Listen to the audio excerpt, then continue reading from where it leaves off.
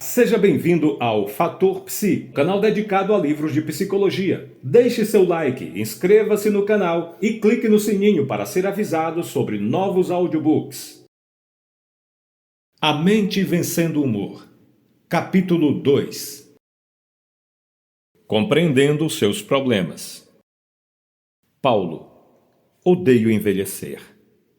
Uma tarde, um terapeuta recebeu um telefonema de Silvia, uma mulher de 73 anos, que estava preocupada com seu marido, Paulo. Ela havia lido um artigo sobre depressão que parecia descrevê-lo. Nos últimos 6 meses, Paulo queixava-se constantemente de cansaço, embora Silvia o ouvisse caminhar de um lado para o outro às 3 horas da manhã sem conseguir dormir. Além disso, contou que ele não era tão carinhoso com ela como de costume e estava frequentemente irritadiço e negativo. Ele havia parado de visitar seus amigos e não demonstrava interesse em fazer qualquer coisa. Depois que seu médico o examinou e disse que ele não tinha um problema médico que explicasse os sintomas, Paulo queixou-se à esposa. Odeio estar ficando velho. Eu me sinto péssimo. O terapeuta pediu para falar com Paulo ao telefone. Ele o atendeu com relutância. Falou ao terapeuta que não tomasse como algo pessoal, mas que não achava nada demais em médicos de cabeça e que não queria vê-lo porque não estava louco, apenas velho. Você também não estaria feliz se estivesse com 78 anos e com dores por todo o corpo. Disse então que iria a uma consulta apenas para satisfazer Silvia, mas tinha certeza de que de nada ajudaria. A forma como compreendemos nossos problemas tem efeito sobre como lidamos com eles.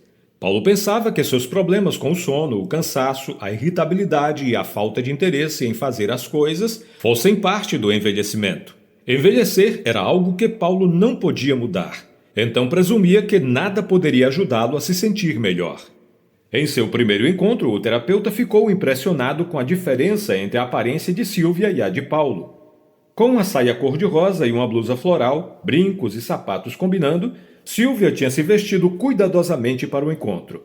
Ela se sentou ereta na cadeira e cumprimentou o terapeuta com um sorriso de expectativa e olhos brilhantes e ansiosos. Em comparação, Paulo estava prostrado em sua cadeira e, embora estivesse vestido de forma asseada, tinha um pouco de barba por fazer no lado esquerdo do queixo. Seus olhos não mostravam brilho e tinha olheiras devido à fadiga. Ele levantou-se lentamente e, com resistência para cumprimentar o terapeuta, disse de forma sombria: "Bem, o senhor me tem por 1 hora." Conforme o terapeuta questionava gentilmente Paulo durante os 30 minutos seguintes, a história dele foi sendo revelada. A cada pergunta, Paulo suspirava profundamente e depois respondia de forma superficial. Paulo fora motorista de caminhão por 35 anos, fazendo entregas locais nos últimos 14 anos. Após a aposentadoria, ele encontrava-se regularmente com 3 amigos aposentados para conversar, comer alguma coisa ou assistir a esportes. Paulo também gostava de restaurar coisas, trabalhar em projetos para a casa e consertar bicicletas para seus 8 netos pequenos e seus amigos. Ele regularmente se encontrava com seus 3 filhos e netos e sentia orgulho de ter um bom relacionamento com cada um deles. Silvia, 18 meses antes, havia sido diagnosticada com câncer. A doença tinha sido detectada precocemente e ela recuperou-se bem após cirurgia e radioterapia, não apresentando mais sinais da doença. Paulo ficou com os olhos marejados enquanto falava da doença da esposa. Achei que ia perdê-la e não sabia o que fazer. Quando ele disse isso, Silvia interrompeu rapidamente, batendo de leve no braço dele. "Mas eu estou bem, querido. Tudo acabou bem." Paulo engoliu em seco e acenou com a cabeça. Enquanto Silvia fazia o tratamento para o câncer, um dos melhores amigos de Paulo, Luiz, ficou doente repentinamente e morreu. Luiz era amigo de Paulo há 18 anos. E Paulo sentiu sua perda profundamente. Sentiu raiva por Luiz não ter ido antes para o hospital, porque um tratamento logo no início poderia ter salvado sua vida. Silvia contou que Paulo focou toda a sua atenção no acompanhamento do tratamento dela após a morte de Luiz. "Acho que Paulo pensou que ele seria responsável por minha morte se faltássemos a uma sessão", disse ela. Paulo parou de se encontrar com os amigos e passou a se dedicar inteiramente aos cuidados de Sílvia. Depois que o tratamento de Sílvia terminou, eu sabia que o alívio era apenas temporário. O resto da minha vida seria cheio de doença e morte. Já me sinto meio morto. Uma pessoa jovem como você não consegue entender isso. Paulo suspirou. As coisas são assim. De qualquer modo, para que sirvo? Meus netos já consertam as próprias bicicletas agora. Meus filhos têm os próprios amigos. E Sílvia provavelmente ficaria melhor se eu não estivesse aqui. Não sei o que é pior. Morrer ou viver e ficar sozinho, porque todos os seus amigos morreram. Depois de ouvir a história de Paulo e examinar o relatório do seu clínico, descartando uma causa física para o que ele estava sentindo, ficou claro para o terapeuta que Paulo estava, de fato, deprimido. Ele estava experimentando sintomas físicos, insônia, perda de apetite, fadiga, mudanças de comportamento, havia interrompido as atividades usuais, evitava os amigos, alterações de humor, tristeza, irritabilidade, culpa, e um padrão de pensamento negativo, autocrítico e pessimista, compatível com a depressão. Como é frequente na depressão, Paulo havia experimentado inúmeras perdas e estresses nos últimos 2 anos.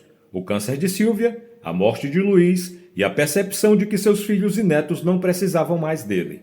Embora não acreditasse que a terapia pudesse ajudá-lo, com o incentivo de Sílvia, Paulo concordou em ir a mais 3 sessões antes de decidir se continuaria ou não o tratamento. Compreendendo os problemas de Paulo. Durante o segundo encontro, o terapeuta ajudou Paulo a compreender as mudanças que ele havia experimentado nos 2 últimos anos. Usando o modelo de 5 partes descrito na figura 2.1, Paulo notou que inúmeras mudanças e eventos ambientais importantes em sua vida, o câncer de Sílvia, a morte de Luiz, haviam levado a mudanças comportamentais, o fim dos encontros regulares com os amigos, idas extras ao hospital para o tratamento de Sílvia. Além disso, ele começou a pensar de forma diferente sobre si mesmo e sua vida. Todas as pessoas de quem eu gosto estão morrendo. Meus filhos e netos não precisam mais de mim. E a se sentir pior, emocional, irritadiço, triste e fisicamente cansado, com problemas para dormir. Figura 2.1. Modelo de 5 partes para compreender as experiências da vida. 1986, por Christine A. Padeschi. Observe que as 5 áreas da figura 2.1 estão interligadas. As setas interconectadas mostram que cada aspecto diferente da vida influencia todos os demais. Por exemplo, mudanças em nosso comportamento influenciam como pensamos e como nos sentimos, tanto física quanto emocionalmente.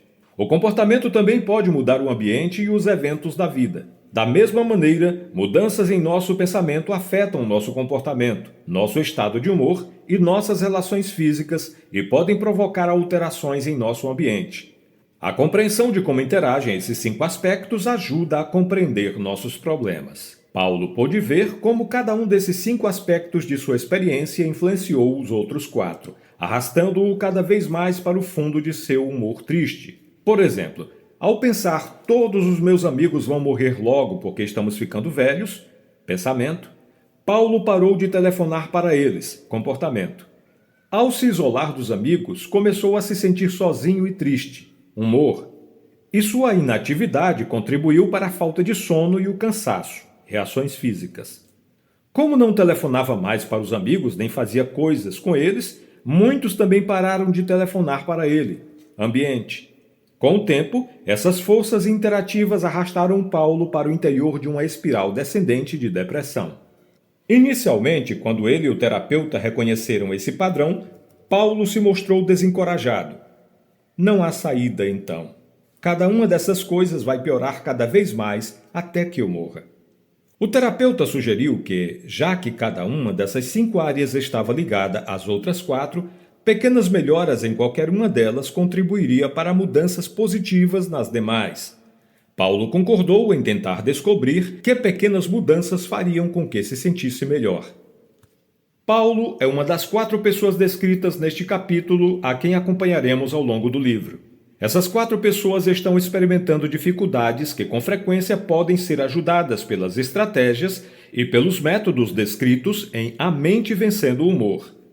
Para manter a confidencialidade, foram alterados os dados de identificação e as informações descritivas são uma composição de vários pacientes. No entanto, as situações e o progresso são compatíveis com nossas experiências como terapeutas que ajudam pessoas com esses tipos de problemas.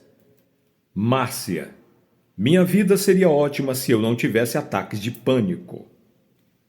Um amigo meu disse que a terapia cognitivo-comportamental pode acabar com meus ataques de pânico. Você acha que me ajudaria?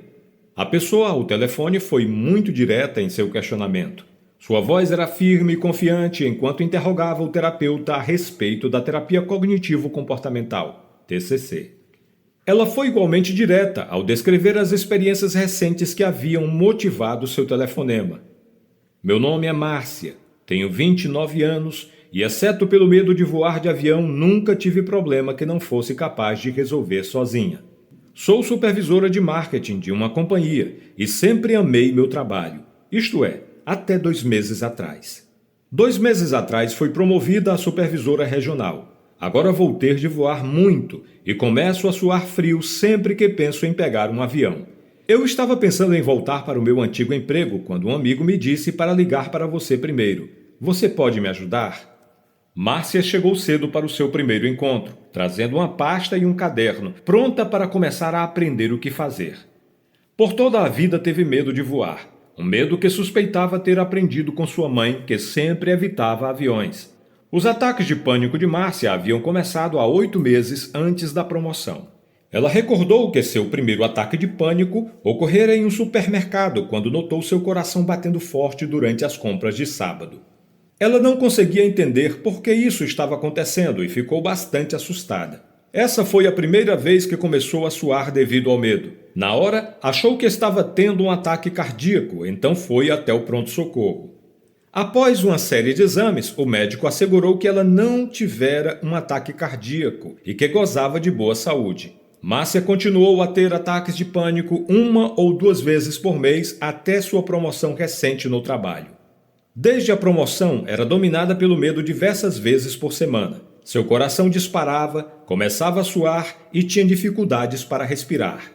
Além do que acontecia quando estava em um avião, o sentimento de pânico muitas vezes surgia do nada, mesmo em casa. Seu pânico durava alguns minutos e então desaparecia quase tão rapidamente quanto aparecera. Ela ficava tensa e nervosa até algumas horas depois do ocorrido. Eu me sustento, tenho bons amigos e uma família que me apoia. Não bebo nem uso drogas. Sempre vivi uma vida boa. O que está acontecendo comigo? Ela de fato levava uma vida feliz, aplicada e equilibrada. Seu único trauma importante tinha sido a morte do pai 1 ano antes. Sentia muito a falta dele, mas encontrava consolo num relacionamento com a mãe e os 2 irmãos que moravam perto. Ainda que seu trabalho exigisse bastante, Márcia parecia gostar da pressão, muito embora se preocupasse demais com seu desempenho e sobre o que outros pensavam a seu respeito. Por que Márcia estava tendo ataques de pânico? Ao longo deste livro, acompanharemos seu progresso enquanto ela começa a compreender seus ataques de pânico. Ao compreender mais sobre as conexões entre suas reações físicas, seus pensamentos e seus comportamentos, Márcia não só aprendeu a superar o pânico e a lidar com a preocupação, como também se tornou uma passageira frequente e relaxada em viagens de avião. Compreendendo os problemas de Márcia. Márcia tinha ataques de pânico, preocupações e também medo de voar em aviões. Todos esses problemas relacionados à ansiedade. O modelo da figura 2.1 pode ser usado para compreender a ansiedade? Observe como as 5 áreas resumem a experiência de Márcia. Mudanças ambientais, situações de vida. Morte do pai, promoção no trabalho. Reações físicas. Suor frio, taquicardia, dificuldade de respirar, agitação. Humor. Medrosa, nervosa, em pânico. Comportamento. Evitação de voar, cogitando desistir da promoção. Pensamentos. Estou tendo um ataque cardíaco. Vou morrer. E se algo correr mal e eu não conseguir dar conta? Alguma coisa ruim vai acontecer se eu viajar de avião. Como você pode notar, o modelo de 5 partes descreve ansiedade e também depressão. Observe algumas das diferenças entre ansiedade e depressão. No caso da depressão, as mudanças físicas frequentemente envolvem uma lentificação, problemas para dormir e cansaço. A ansiedade costuma ser marcada por uma aceleração das reações físicas, taquicardia, sudorese, agitação. Com a depressão, a principal mudança comportamental é que as pessoas encontram dificuldade em fazer as coisas e, portanto, executam menos tarefas e frequentemente se afastam das demais. Márcia diz gostar das pessoas e do trabalho, mas evita situações específicas que a deixam ansiosa. Quando estamos ansiosos, a evitação é a mudança mais comum em nosso comportamento. Finalmente, o pensamento é bastante diferente nos estados de depressão e ansiedade. Os pensamentos de Paulo ilustram o pensamento deprimido, que tende a ser negativo, desesperançado e autocrítico. O pensamento de Márcia é típico da ansiedade. É mais catastrófico. Estou tendo um ataque cardíaco. E envolve preocupações com eventos futuros específicos, um voo de avião. E também uma preocupação generalizada. E se algo correr mal e eu não conseguir dar conta? Os pensamentos deprimidos frequentemente se concentram no passado e no presente, enquanto os pensamentos ansiosos focam o presente e o futuro. Os capítulos 13 a 15 resumem de modo mais detalhado as características distintivas dos diferentes estados de humor. O capítulo 13 fornece uma medida dos sintomas comuns de depressão e o capítulo 14 apresenta uma medida dos sintomas de ansiedade. Marisa, minha vida não vale a pena. Marisa estava muito deprimida. Durante seu primeiro encontro com o terapeuta, confidenciou que estava cada vez mais perturbada e que começava a se sentir fora de controle. Contou que sua depressão havia piorado nos últimos 6 meses. Essa depressão a apavora, porque já havia ficado deprimida gravemente por 2 vezes. Uma vez quando tinha 18 anos e depois aos 25 anos. E havia tentado suicídio nos 2 episódios. Com lágrimas nos olhos, arregaçou a manga da blusa e mostrou as cicatrizes no pulso decorrentes da primeira tentativa de suicídio. Marisa foi molestada sexualmente pelo pai entre os 6 e os 14 anos. Quando estava com 14 anos, seus pais se divorciaram. Naquela década, já pensava sobre si mesma negativamente. Concluí que eu devia ser má para meu pai me fazer mal como fazia. Eu tinha medo de me aproximar de outras crianças, porque se elas soubessem o que havia acontecido comigo, pensariam que eu era um monstro. Eu também tinha medo dos adultos, porque achava que também iriam me fazer mal. Marisa aproveitou a primeira oportunidade que teve para ir embora de casa. Aceitou se casar com seu primeiro namorado, Carlos. Eles se casaram aos 17 anos de idade, quando ela engravidou, e se divorciaram 3 anos mais tarde, logo após o nascimento do segundo filho. Seu segundo casamento, aos 23 anos, durou somente 2 anos. Seus 2 maridos faziam uso pesado de álcool e eram fisicamente abusivos. Apesar de ter estado deprimida por 18 meses depois do segundo divórcio, Marisa saiu desse período de desespero sentindo-se mais forte. Ela decidiu que poderia cuidar melhor dos filhos sozinha, sem qualquer um dos ex-maridos. Começou a trabalhar e a sustentar os filhos.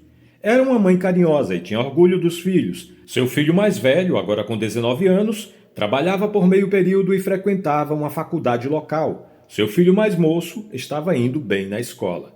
Hoje, aos 36 anos, Marisa era assistente administrativa em uma fábrica.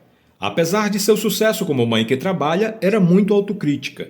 Durante o encontro inicial com o terapeuta, ela fez contato visual mínimo, olhando fixamente para suas mãos pousadas sobre o colo. Falava em tom monótono e baixo e não sorria. Seus olhos se encheram de lágrimas em várias ocasiões enquanto falava do quão inútil ela era e do quanto seu futuro parecia sombrio. Tenho pensado cada vez mais em me matar. As crianças já têm idade suficiente para cuidarem de si mesmas. Meu sofrimento nunca vai acabar. A morte é a única saída. Em resposta às perguntas sobre sua vida e o que a tornava tão dolorosa, Marisa descreveu sentimentos de intensa tristeza durante o dia inteiro. Conforme sua depressão ia ficando pior nos últimos 6 meses, começou a achar cada vez mais difícil trabalhar e se concentrar no trabalho. Já havia recebido 2 advertências verbais e uma por escrito do seu supervisor em relação à pontualidade, qualidade e rendimento do trabalho. Ela se sentia cada vez mais cansada e cada vez menos motivada. Em casa, só queria ser deixada em paz. Não atendia ao telefone nem falava com familiares ou amigos. Preparava refeições mínimas para os filhos e depois fechava-se no quarto, assistindo à televisão até cair no sono. No primeiro encontro, Marisa não estava particularmente otimista de que a TCC pudesse ajudá-la, mas havia prometido ao médico de família que faria uma tentativa. Achava que a TCC era sua última esperança e que, se esse tratamento não funcionasse, o suicídio seria a única opção. É desnecessário dizer que o terapeuta estava muito preocupado com Marisa e queria ajudá-la a começar a se sentir melhor o mais breve possível. O terapeuta a encaminhou a um psiquiatra para avaliação da necessidade de uso de medicamentos, embora ela tivesse se beneficiado muito pouco com antidepressivos no passado. Marisa e seu terapeuta também combinaram que ela iria monitorar seus estados de humor e atividades na semana seguinte para que eles pudessem ver se havia alguma conexão entre o humor e o que ela estava fazendo durante cada um dos dias. Compreendendo os problemas de Marisa. Ao usarmos o modelo de 5 partes da figura 2.1 para entender a depressão de Marisa, podemos encontrar algumas semelhanças entre ela e Paulo quanto aos padrões de pensamento, humor, comportamento e experiências físicas.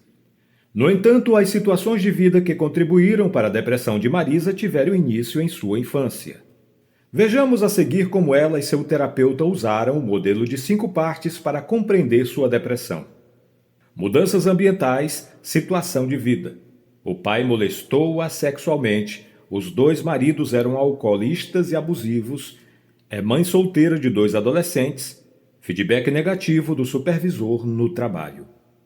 Reações físicas. Cansada na maior parte do tempo. Humor. Deprimido. Comportamento. Dificuldade de trabalhar. Evita familiares e amigos. Chora com facilidade. Corta-se. Já tentou suicídio por 2 vezes. Pensamentos. Não sirvo para nada. Sou um fracasso. Nunca vou melhorar. Minha vida não tem solução. O melhor é me matar. Algumas pessoas podem achar que Marisa estava destinada a permanecer deprimida devido às suas dolorosas experiências de vida. Como você verá, isso não é verdade. Vitor. Ajude-me a ser mais perfeito. Vitor, um executivo de marketing de 49 anos de idade, iniciou terapia 3 anos depois de ingressar nos Alcoólicos Anônimos para conseguir parar de beber. Medindo mais de 1,80 m e com corpo atlético, Vitor chegou para sua primeira sessão bem vestido, com um terno preto, risca de giz e uma gravata combinando.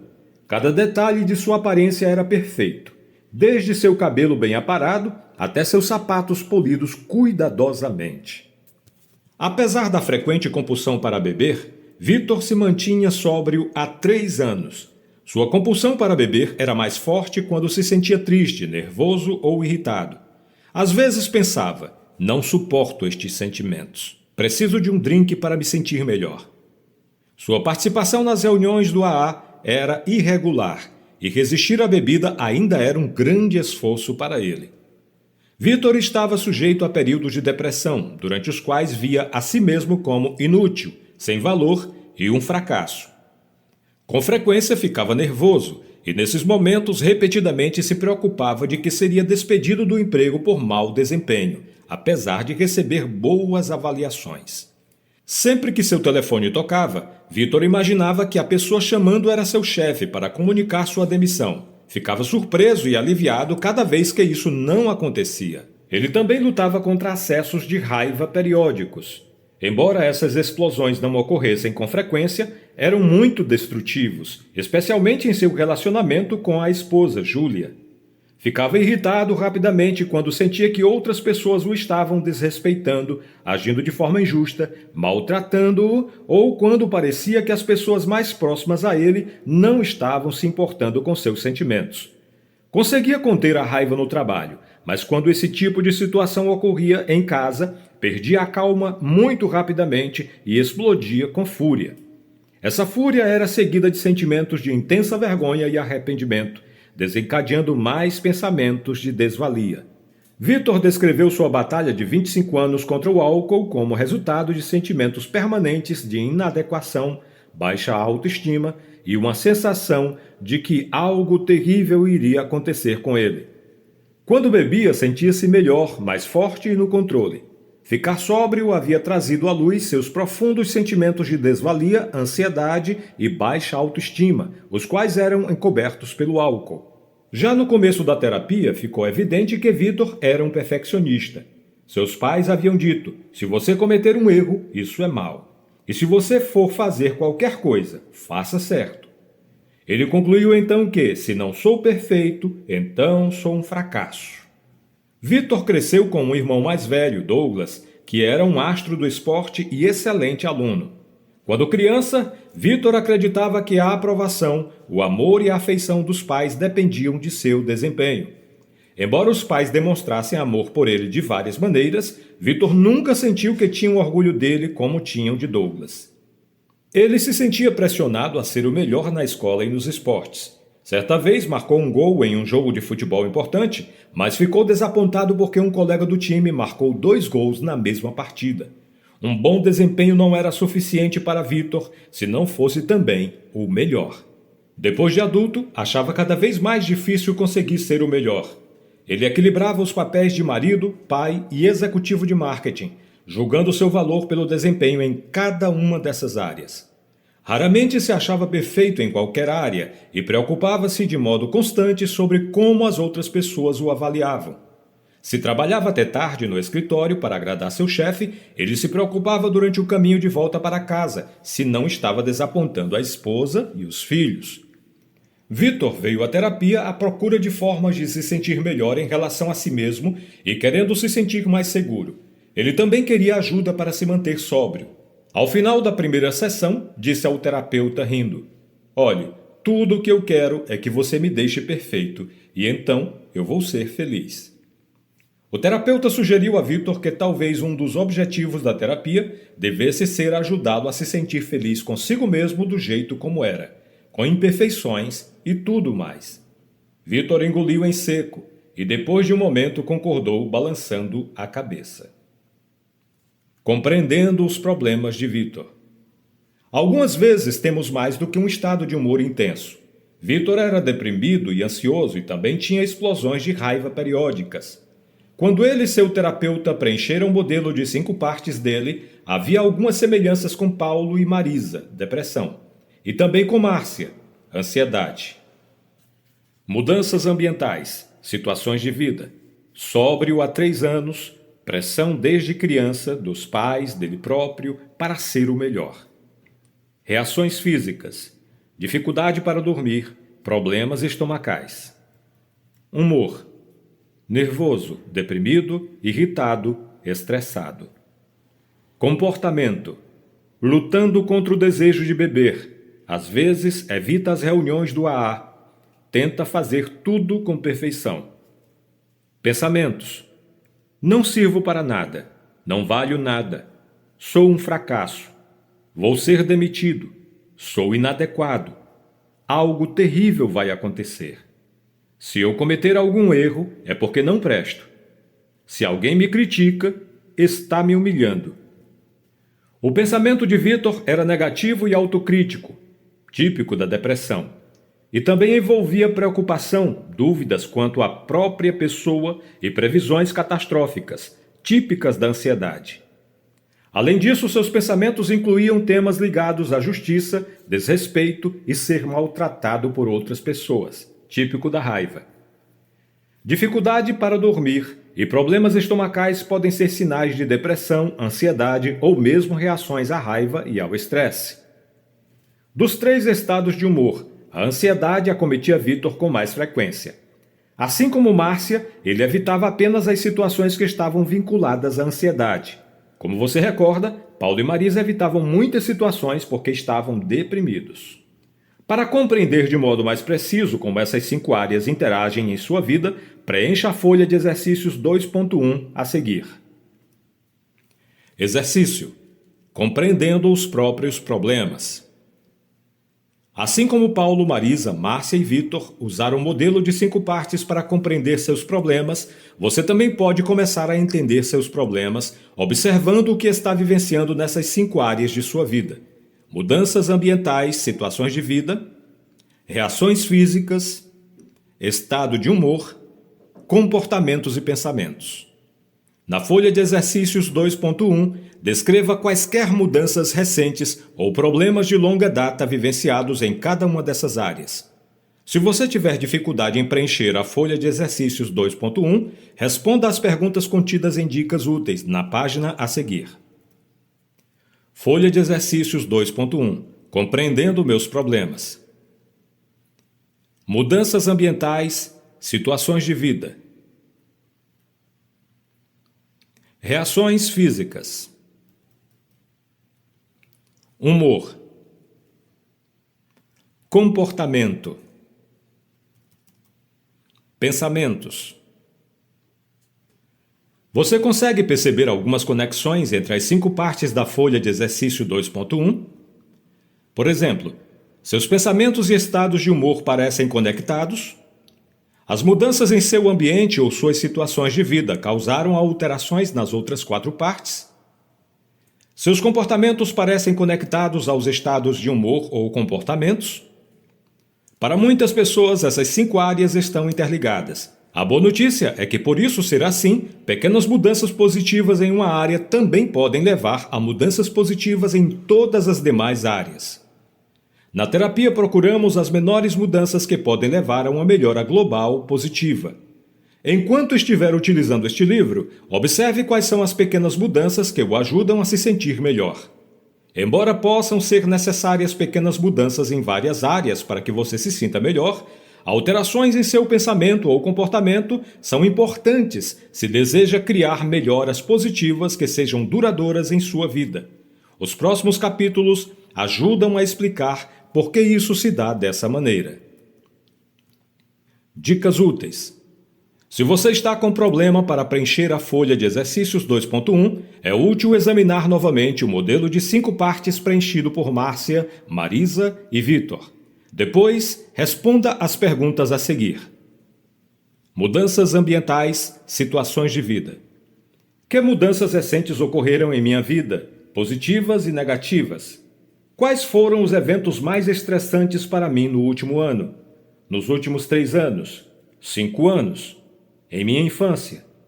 Estou passando por dificuldades duradouras ou atuais, por exemplo, discriminação ou ser molestado por outros, problemas de saúde em mim ou em familiares, dificuldades financeiras atuais?